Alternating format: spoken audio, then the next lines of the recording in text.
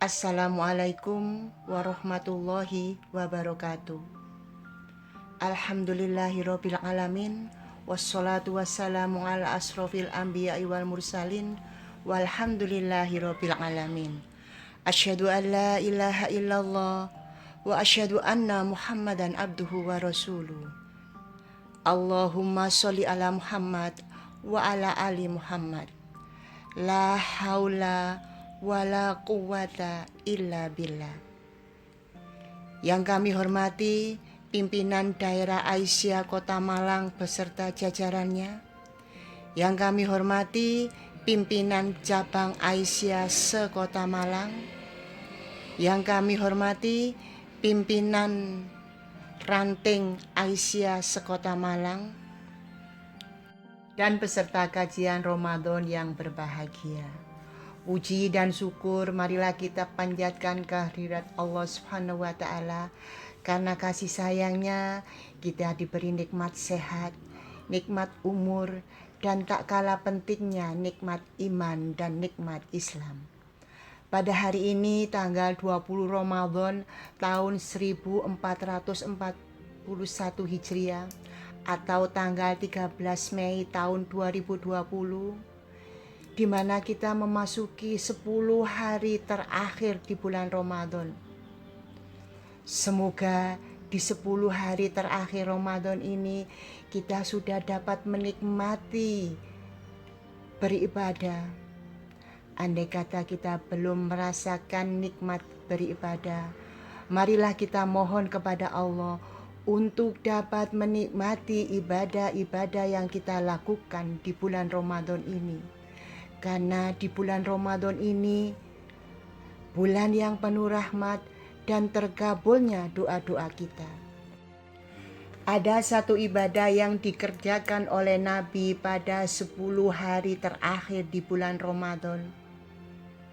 Ibadah itu adalah iktikaf di masjid, yang diisi oleh Nabi dengan berzikir, membaca Al-Quran, mengevaluasi diri, dengan menjauhkan diri dari keramaian dunia untuk lebih mendekatkan diri kepada Allah. Mungkin berbeda dengan kita, justru di 10 hari terakhir ini puncak persiapan kita menjelang hari raya, di mana kita mempersiapkan kue, mempersiapkan baju baru, membersihkan rumah untuk menyambut para tamu. Tapi kali ini alhamdulillah, lockdown ternyata bisa bermanfaat untuk kita semuanya. Karena kita punya waktu lebih banyak di rumah, sehingga kita bisa melaksanakan ibadah lebih banyak lagi.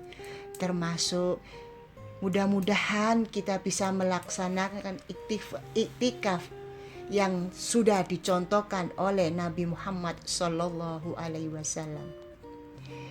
Ibu-ibu yang dirahmatnya Allah, kajian Ramadan kali ini mengambil tema menumbuhkan generasi penerus.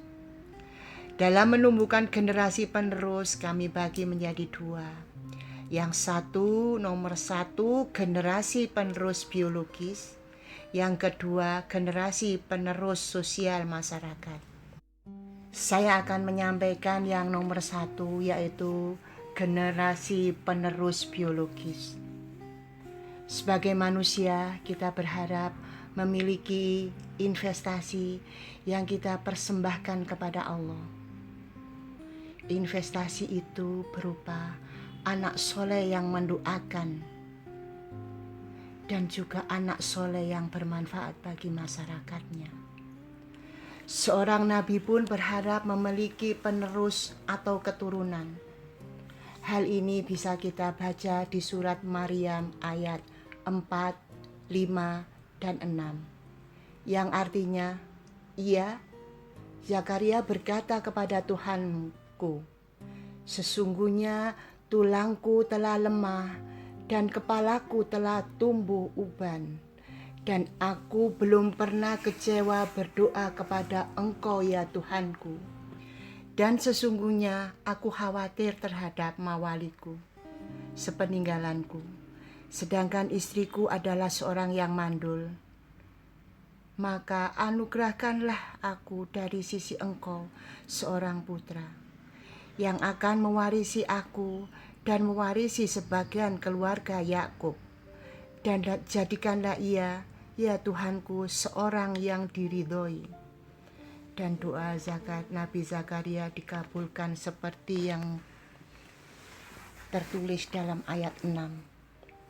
Hai Zakaria, sesungguhnya kami memberi kabar gembira kepadamu akan seorang anak yang namanya Yahya, yang sebelumnya kami belum pernah menciptakan orang serupa dengan dia. Ketika Allah telah memberi keturunan kepada kita, yang menjadi generasi penerus kita, maka sebagai orang tua kita mempunyai tanggung jawab. Di antara tanggung jawab itu adalah yang pertama, kita wajib memberi nama yang baik, karena nama adalah doa. Yang kedua, mengakikoi. Ketika anak kita laki-laki, kita diwajibkan menyembelih 2 ekor kambing. Dan ketika anak kita perempuan, kita diwajibkan menyembelih 1 ekor kambing. Yang ketiga, menyusui. Yang keempat, memberi nafkah. Yang kelima, mengkhitankan. Yang keenam, menanamkan akidah tauhid. Yang ketujuh, melatih sholat sejak dini. Dan dibolehkan menggunakan pukulan ringan ketika dia berusia 7 tahun tidak sholat. Yang kedelapan, memisahkan tempat tidur antara anak laki-laki dan anak perempuan. Yang nomor 9, memperhatikan teman bergaul anak kita. Yang ke-10, mengajarkan Al-Quran. Yang ke-11, mengajarkan halal dan haram. 12, mengajarkan 3 aurat waktu. Kita bimbing anak-anak untuk mengenal 3 aurat waktu. Dia tidak boleh masuk ke kamar orang tua ketika waktu-waktu yang pertama, waktu menjelang subuh, setelah sholat duhur, dan setelah sholat isya. Mereka harus mengetuk pintu dulu ketika ada keperluan dengan kita. Nomor 14, mendidik anak bertetangga dan bermasyarakat. Selanjutnya, membantu anak untuk menikah dengan mencarikan jodoh atau merestui calon yang baik. Yang terakhir, bersabar ketika anak-anak mendapat musibah. Sebagai orang tua, berupaya semaksimal mungkin untuk melaksanakan tanggung jawab dengan baik dan benar. Insya Allah, anak-anak kita akan menjadi anak soleh yang mendoakan. Dan kita memiliki generasi penerus yang bisa membuat Allah tersenyum atas upaya yang kita lakukan. Yang kedua, generasi penerus sosial. Dalam hal ini ada yang secara formal, yang kita tahu ada di pemerintahan, dengan adanya sekolah-sekolah yang memiliki jurusan untuk kepemerintahan. Ada juga dari partai politik yang sudah mengkader untuk masuk dalam pemerintahan. Selain itu ada yang non formal, organisasi sosial kemasyarakatan.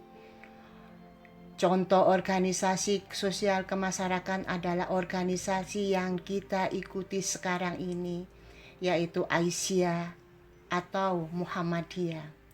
Organisasi ini sudah berusia 1 abad lebih dan sudah membuktikan pengkaderan yang berhasil. Sistem yang rapi dan terorganisasi dengan baik dari pusat sampai ranting, dan adanya majelis-majelis yang memudahkan program-program terlaksana dengan cepat dan sampai tingkat ranting. 12. Mengajarkan 3 aurat waktu. kita bimbing anak-anak untuk mengenal 3 aurat waktu. Dia tidak boleh masuk ke kamar orang tua ketika waktu-waktu yang pertama, waktu menjelang subuh, setelah sholat duhur, dan setelah sholat isya. Mereka harus mengetuk pintu dulu ketika ada keperluan dengan kita. Nomor 14, mendidik anak bertetangga dan bermasyarakat. Selanjutnya, membantu anak untuk menikah dengan mencarikan jodoh atau merestui calon yang baik. Yang terakhir, bersabar ketika anak-anak mendapat musibah. Sebagai orang tua, berupaya semaksimal mungkin untuk melaksanakan tanggung jawab dengan baik dan benar. Insya Allah, anak-anak kita akan menjadi anak soleh yang mendoakan. Dan kita memiliki generasi penerus yang bisa membuat Allah tersenyum atas upaya yang kita lakukan. Yang kedua, generasi penerus sosial. Dalam hal ini ada yang secara formal, yang kita tahu ada di pemerintahan, dengan adanya sekolah-sekolah yang memiliki jurusan untuk kepemerintahan. Ada juga dari partai politik yang sudah mengkader untuk masuk dalam pemerintahan. Selain itu ada yang non formal, organisasi sosial kemasyarakatan. Contoh organisasi sosial kemasyarakatan adalah organisasi yang kita ikuti sekarang ini, yaitu Aisyah atau Muhammadiyah. Organisasi ini sudah berusia 1 abad lebih dan sudah membuktikan pengkaderan yang berhasil. Sistem yang rapi dan terorganisasi dengan baik dari pusat sampai ranting, dan adanya majelis-majelis yang memudahkan program-program terlaksana dengan cepat dan sampai tingkat ranting. Untuk itu, bersyukurlah kita bergabung dalam organisasi Muhammadiyah atau Aisyah yang mempunyai pedoman hidup Al-Quran dan Al-Hadis. Semoga kita dipertemukan di surga Allah. Selamat memasuki 10 hari terakhir di bulan Ramadan. Semoga kita bisa meraih Lailatul Qadar. Demikian dari saya, semoga bermanfaat. Andai kata ada yang benar, itu semata-mata dari Allah. Andai kata ada yang salah, itu karena kedangkalan ilmu saya, yang saya harus mempelajarinya. Akhir kata, ihdinas syiratal mustaqim. Assalamualaikum warahmatullahi wabarakatuh.